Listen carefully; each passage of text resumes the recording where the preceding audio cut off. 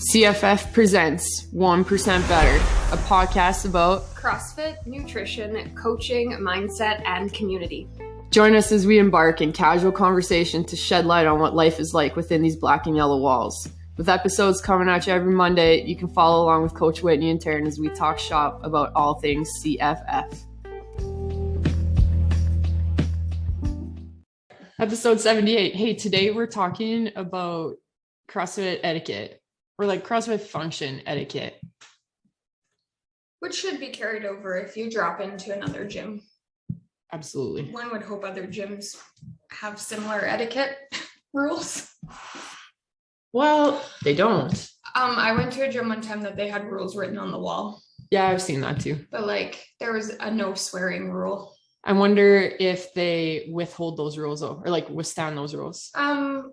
Because that's a bold move. If you're going to put them up for everybody to see, especially in a permanent situation like that, you should have to carry them out. There was 3 rules. One of them was swearing and one was not using the Lord's name in vain.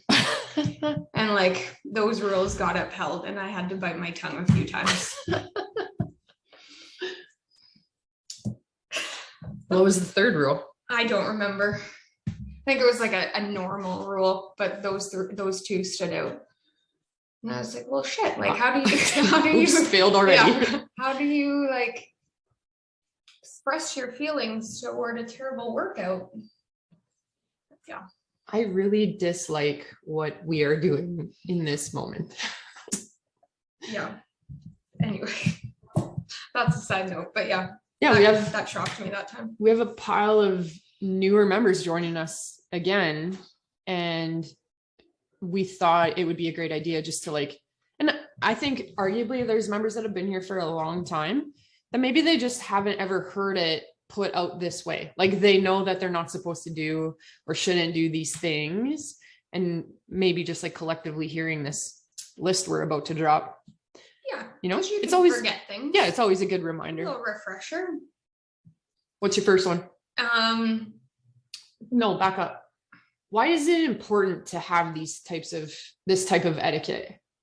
These types of things that would fall on this list? Like why?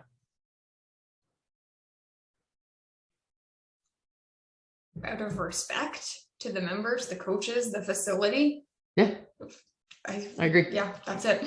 Pretty straightforward. Like it's you're walking, you conduct yourself. Yeah, you're walking into someone else's house basically, right? And you want to be able to show respect for the space that you're in and the people that are around you. And there are certain ways to do that and certain expectations, you know? Yep. Okay. Can I tell you my first one? Yeah. And this is probably the biggest one. If I had to put them in like a hierarchy, this would be number 1, arrive on time. I agree. And we get it. Life gets in the way sometimes, but if that's like your routine pattern, put the effort to arrive on time. Yeah. You're doing yourself a disservice. This one is so important. And I think people undervalue and underestimate the importance that it actually holds. Are you going to talk about that value? Like not just the respect for the time of the class and the other people in that class that are depending on that class to start on time, but the class is organized in a structured manner so that you have enough time to be properly warmed up, briefed, go through the appropriate movements and standards and things like that. That's going to prepare you for this workout that you're about to do. And if you show up 15 minutes late, like you've already cut out a quarter of the class.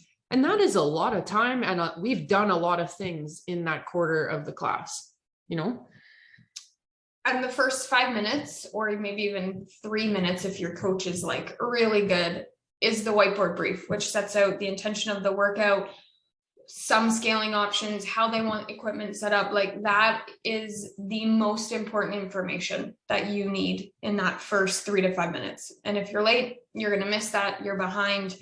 You're not going to know what's going on. You're going to be asking questions. And it's just, again, it just will mess up the flow. And it just leads to an all around subpar experience for both you and the people beside you. Because maybe now they're stopping and waiting for you to get caught up and warmed up and briefed and et cetera, et cetera. So, from a physical standpoint, it affects you, but also from the rest of the class too. Yeah. What's your second one? Don't talk during the whiteboard brief and when the coach is coaching as a whole collective. That one irks me.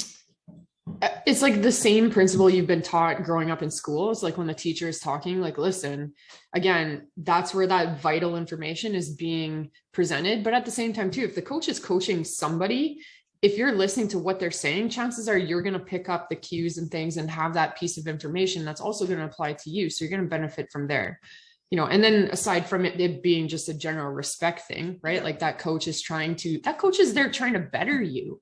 And, you know, I know you want to have the social hour part of your class, but like there's a time and place for that.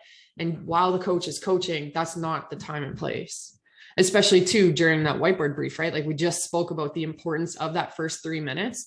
And maybe you showed up late and you just didn't have that time to get your social chatter out of the way before the class started. Like that's a perk of coming to class 10 or 15 minutes before, just to like ground yourself and like the people around you and have that time to just get it out, especially if you're coming from work, right? Like, yeah. People always ask me about coaching the kids and I tell them it's so much easier than the adults. The kids they know not to talk while I'm talking, and like it, and I guess because they're exposed to it at school more often, but like they are a lot easier to coach because they understand expectations and rules, and it's just easier for them to follow. Sometimes when I used to coach a group classes, I would just stop and just stand there. Yeah. And let the other members in the class tell them to. Yeah. Well, I mean, it puts the coach in a tough position when it gets out of control and people are just like chattering and things are needing to be done and we're running on a tight timeline. It requires us to have to like step into drill sergeant mode. And that is not a fun place to be in. And it's not fun for anybody. No, but like as a coach, like you want to have a good time. You're trying to make it fun while also sticking to a timeline. And when you have to step into that drill sergeant role, it robs us of the fun that it can be. And it just makes it unenjoyable to coach when that happens. So be respectful of when you're talking. There's a time and a place for talking. And like, by all means, I enjoy having good conversation in class, but even so respectful. The coach may even like open that channel too. For sure. Like during the warm up is a great place to incorporate that while we're getting warmed up. Yeah. You know, but if we're breaking down the snatch, not the best time to be having a weekend conversation. Yeah, for sure. Especially a loud one that like now I have to talk over top of you. And that also puts us in that awkward position to like scold you. Like you're an adult. Like you should know. Like I don't want to have to turn around and be like, hey, I'm talking here. Like you should know better. Just be smart. Yeah, that one frustrates me sometimes. Equipment cleaning up. Yeah. This is probably very specific CFF rule.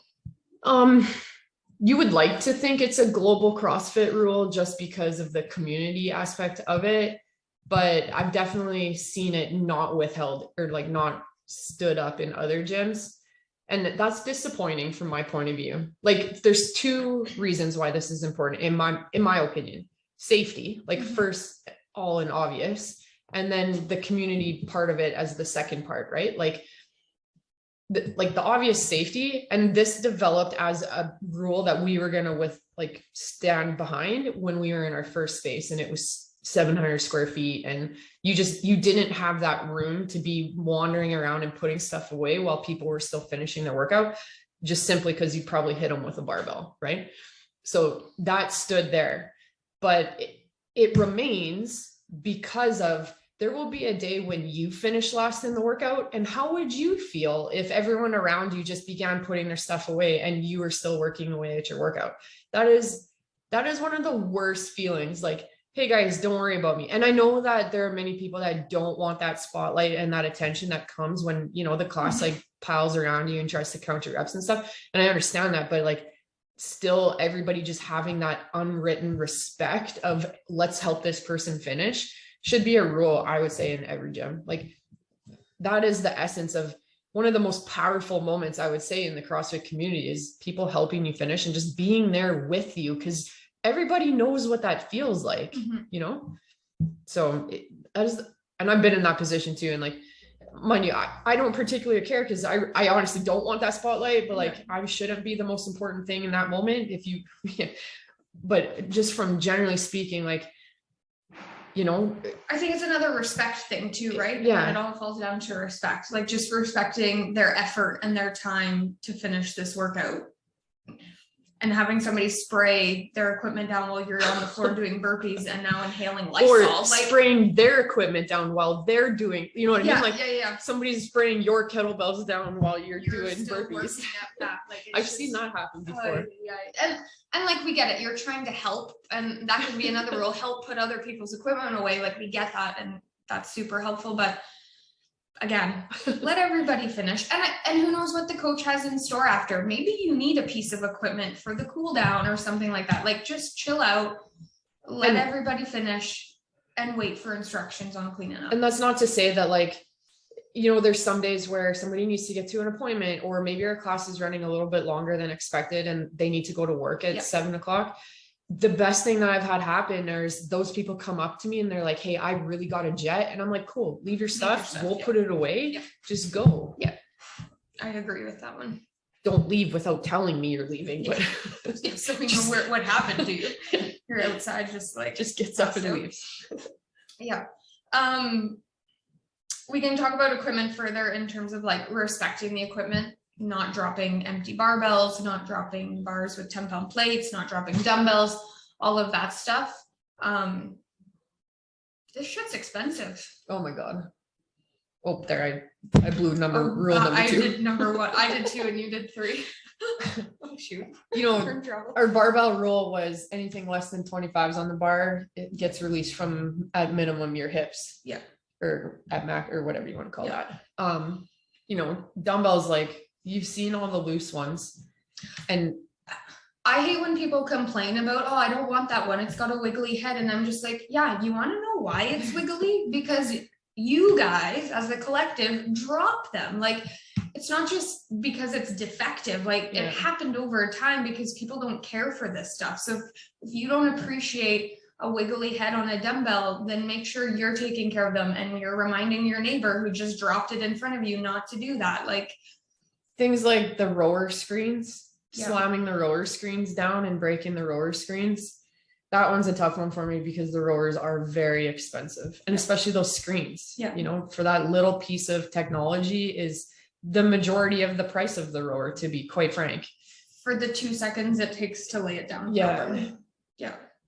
And I mean, what's the contrary to like fighting that is, well, membership rates go up to deal with the increase of equipment that we have to replace. And, you know, so we can bypass all of that if we just took a little bit better care of the tools that we're using. And I get it, some stuff over time wears down and that gets replaced, you know, and that's expected. But carelessly, you know, doing these things for a couple extra seconds of precautionary movement, to me that one feels like a no-brainer. But like, I understand it to not, you know, to some people it isn't.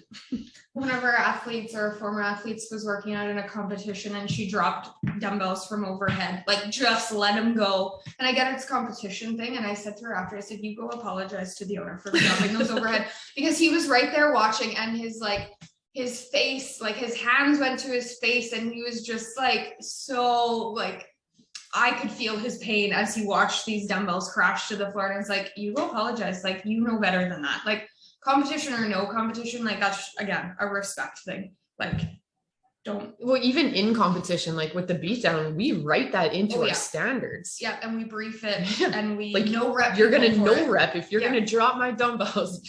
You're getting, and same with the rower handle, slam it, letting go, and letting it slam in. Oh, that gives me the heebie-jeebies just thinking about it.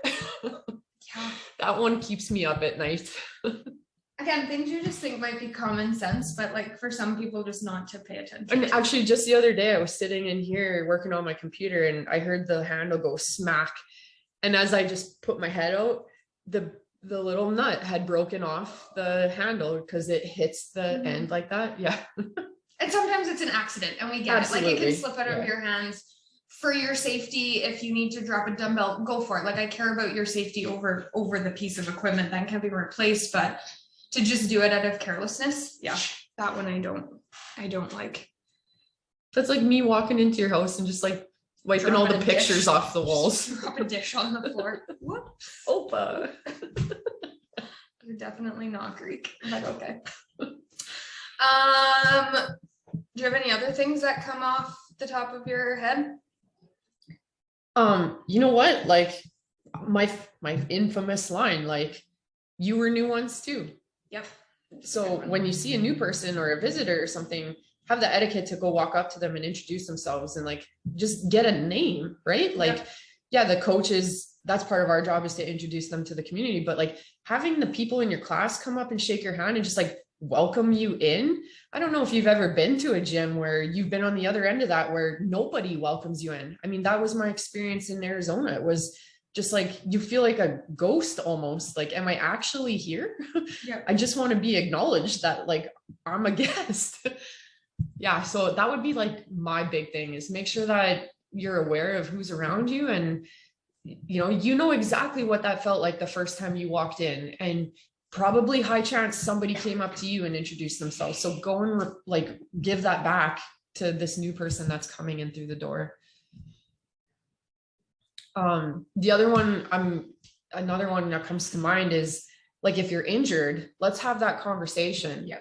Don't try and fight through it. Don't keep it a secret just because you want to be able to do the movement that's on the whiteboard or lift whatever weight it says, or, like that, like put your ego aside and let's have this conversation about what's going on and how we can make this a better experience for you. Like, that's important.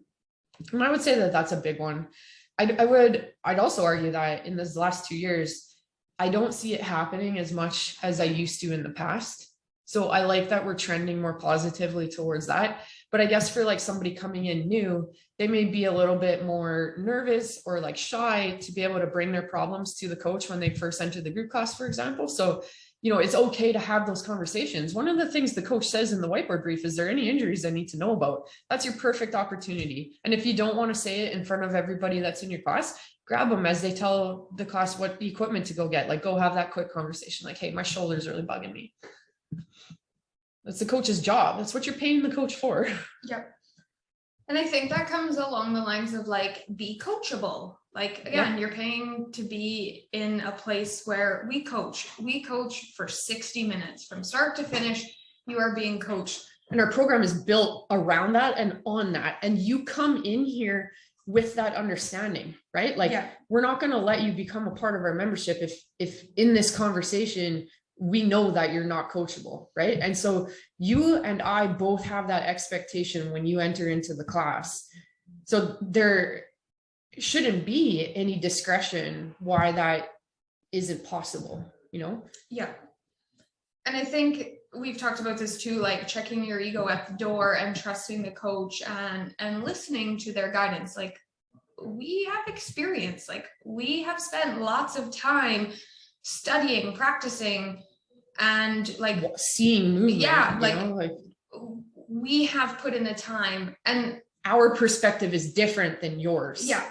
And I always say, like, we have super smart members who know stuff, but it's the extra time that gets put into coaching that makes us the coach, right? So trust us when we say, hey, I think a lighter load would be good for you today. Or, hey, how about we do X amount of reps instead of what it's written? Because that's going to help you achieve your goals.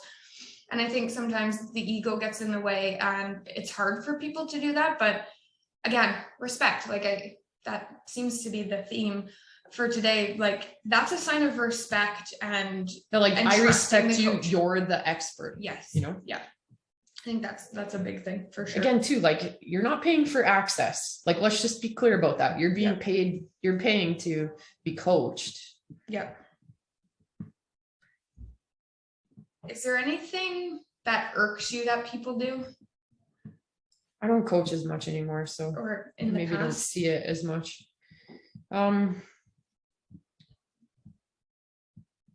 No, I think the warm-up one was a big, like being late to class was a big one for me. Dropping stuff, obviously, just from a financial perspective. Yeah. And I wouldn't say irks me, but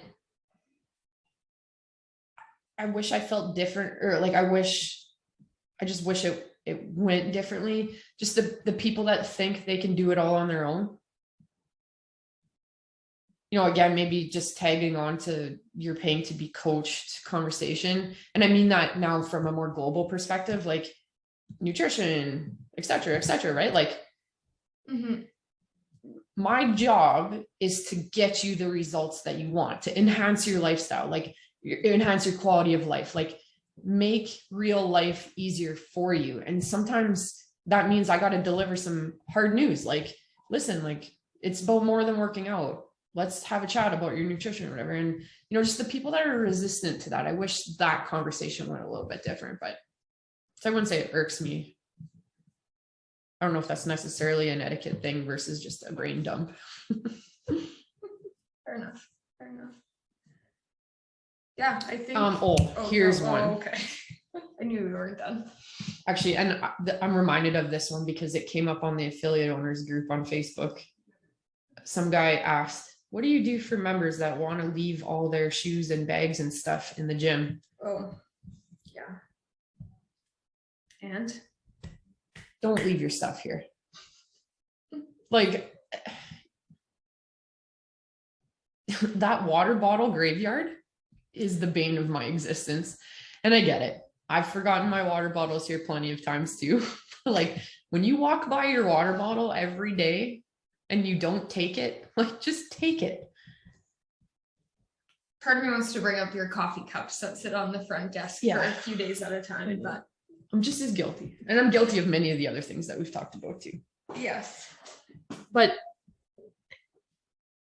again, in an effort to, or much the same as like, you're walking into somebody else's place, leaving your shoes, leaving your bags, like leaving your skipping ropes hung up. I don't care because at least they're hung up and out of the way and whatever. But like this pile of shoes and these bags that get left or, whatever, it's just, we don't have locker space for a reason, right? Like if I had the space for sure, absolutely, but I don't. And at the same time, in the old gym, you had space in the front for shoes, and that was the worst thing ever. It was, yeah. So that front lobby stunk.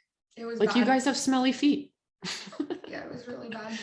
That's the one thing I'm glad we don't have. Like we don't have room for stuff to lay around. Yeah. Like I wouldn't come to your house and just, hey, can I leave my shoes here? I'll pick them up next time. Something that our members do. Let me back up. Okay. Put them in your car. Like if I get it, if you don't want to carry them in and out or whatever. It's like winter time, man. Shoes get cold in the car. Whatever. Wow, this really, we found the thing that irks you. Okay, go. Something that most of our members do and that I truly appreciate and I think should be like happens all the time without thought is they thank the coaches for class. Yeah, I love that too. My favorite thing. Yeah. Love it. I love it too. Like I love hearing it. Absolutely, hands down. And I can list the people who do it all the time. And even on the shitty classes, like when the workout is just so tough, the first thing they do, and thanks coach, great workout. I truly appreciate that. Yeah. That can make a day for sure. Yeah. And Tucker's sitting here on our podcast today. He's a guest on the floor and he wants you to know that he appreciates when you bring treats for him. But that he's also lost 15 pounds, so low fat treats. Oh man. Anything else you can think of? I don't think so. For new members, what new members should know? Ask questions. Oh yeah, that's a good one. Like if you don't know, just ask. Don't assume, don't shy away. We were all new once too. Here's a conversation we've had as coaches, because as coaches, when we take class, it's really hard not to coach athletes. Ooh, good one. Yeah. So we've had this conversation as coaches, like when you take class, be an athlete, don't be a coach, which again, super hard. That rule applies to athletes. Like, yeah, you've been here a while and you've got somebody new beside you. That's not an opportunity for you to coach an athlete, right? That's the coach's job. And things that we appreciate you could do for the new people is take them under your wing and show them where the equipment are. Yeah. Like when the coach says, go grab XYZ, that's a great opportunity for you to help the new coach or the new clients. Yep. But in the middle of a workout, when we're teaching the snatch or in the middle of an actual workout, not not appropriate. No. You know, again, too, like you may think and you're doing the best thing in their interest, but you may actually, because like you don't know anything about this person Yep. and about what you're actually teaching, right? Like you're not qualified to give that information. Mhm. So maybe you give a piece of advice that is actually detrimental to them, which I have seen happen in the Yeah, past, right? And now I've got to put out fires because whoa, you should not be going there. Yeah. You know, so context matters.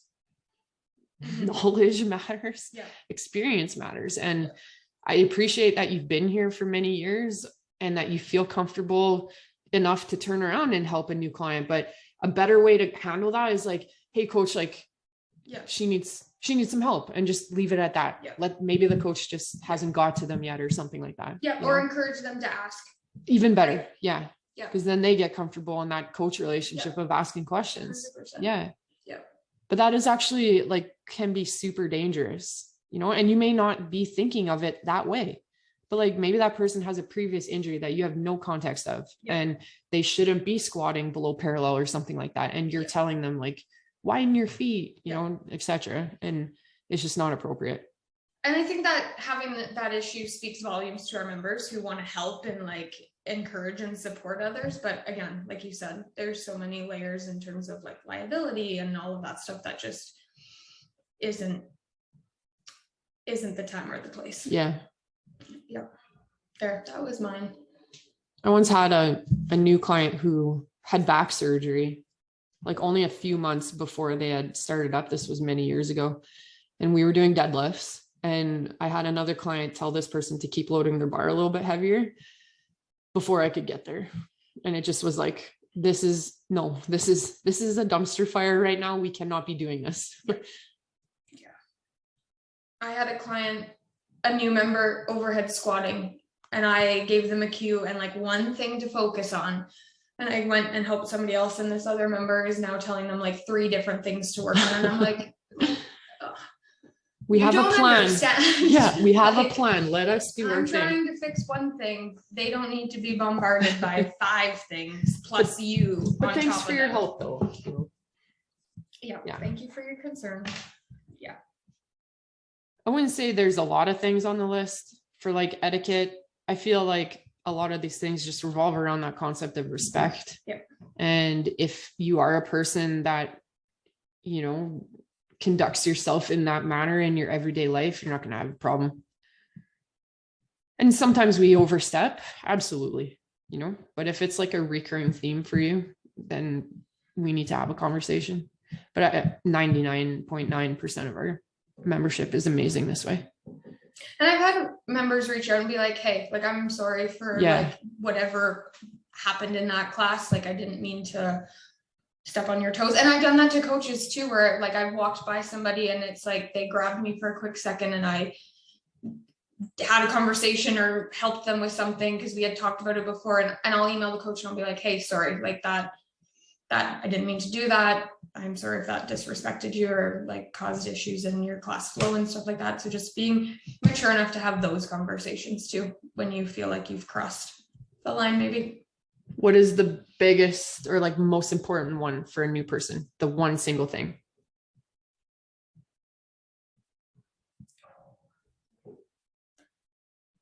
I want to say be on time, but that's I what I also was want gonna to say ask questions.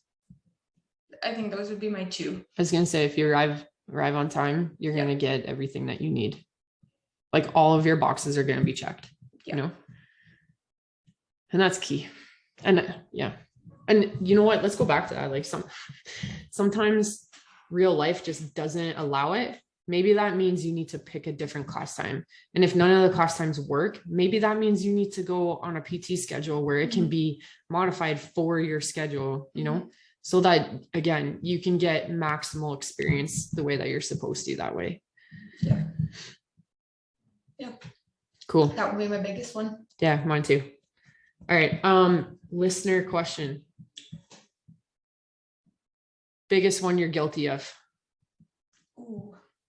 Let's own up this week. Oh, you know what we didn't talk about? The chalk bucket. The biggest one you're guilty of. That's the one I that comes to mind. This is going to be my chalk biggest bucket pain point etiquette. is the chalk bucket.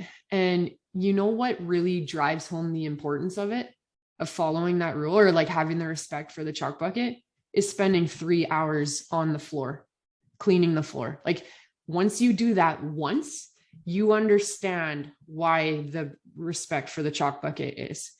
And I just wish like the people that go full LeBron James on it, like I honestly just, here's the mop and vacuum, like go. Yeah, because you can't just mop it. And you can't, like me just telling you, like, don't do that. You know, like that's sometimes for some people is not enough. And not just like, and it's like, so let's talk about like what's appropriate. Put your hands in the bucket. Like that Canadian Tire bucket is what, 1.5 feet high, 1 foot high, knee high, like it's high. Like, and I purposely bought pails for that reason, because we used to have pumpkin buckets and those weren't high enough, right? And not sturdy enough either. Put your hands all the way in, and yeah, there's a lot of loose chalk, and that's okay. It doesn't matter. You know, actually, I find that the chalk bricks make more of a mess. So take your loose chalk, rub your hands together while your hands are in the bucket, and give yourself a small little clap or two. I'm getting a little excited, aren't I? Give yourself a little small clap or two in the bucket, then you're good to go. You know, but it's, I've seen people take like handfuls of the loose chalk and like they're, you got to watch the YouTube video. Yeah, they're walking while they're smushing their hands together. You just see this like white snowfall, and it just like, I can feel my soul on the inside. That's like, the time in class where I'll stop. Like if I'm like teaching something, I will stop talking and I will just stand, and my eyes will follow the person, and it'll be dead silent. And it's almost like they look at me like, what? And I just like look at the floor and the mess. And it's like one of those moments where I need to just like turn around because my heart is in my stomach. Yeah. I remember. And like, and you know what, like the easiest way to like, because, you know, even if you do it properly, you're still going to make some byproduct of a mess. It's minimal compared to this other that we're talking about. But like the most respectful thing you can do is just after, go grab the mop and just wipe that up real quick. Like it's a 5-second task, you know. Other people wipe up their sweat with the mop, so there's no reason why we can't just wipe up a little bit of chalk, like even your handprints on the floor and stuff. You know, the coaches and Cameron appreciate that you do that. I remember when we first started being friends. Bless you. I helped you clean the gym one time, like as a friend, not even as an employee. And I said to you, I feel like every member should have to clean the floor once in their lifetime so they understand what goes into a clean floor. And I still feel like that to this day. Yeah, I always will feel that way. Like you just don't know. You have no concept of it. Like, and the satisfaction is like amazing, but the time. Get me. I have mopped many storefronts in my teenage, like I've done many different types of floors and spending the time mopping it, but there is something about mopping freaking rubber and 5,000 square feet of it for 3 hours that just, so please bear this in the back of your mind for the next time you put your hands in that chalk bucket, that somewhere there's a coach's soul that is just crumbling on the inside. And I mean, I could keep going with this. It's like the people that take the chalk bricks and put them on the J hooks. My freaking husband, I'm gonna call him. He's the first one to go and do that. Puts the chalk bricks on the J hook, and then what happens? It falls off the J hook, and somebody steps on it. And it used to make it crumbles, and then and it made me mad because it makes a mess. But that chalk brick is also $8. And we just swept it up and put it in the garbage. Like one time I don't know if I was in the class or I had just finished coaching a class and I was doing something, but I was putting a kettlebell. This was at the old gym. I was putting a kettlebell back on the rack and I was shifting them because they weren't in the right spot, and one fell. And I was trying to watch my feet and it fell and smoked the chalk bucket and the dust went flying. Like the floor was white. And there was a class going on, the floor was white, and I was so and that's where like you just like stand there and you stare at it.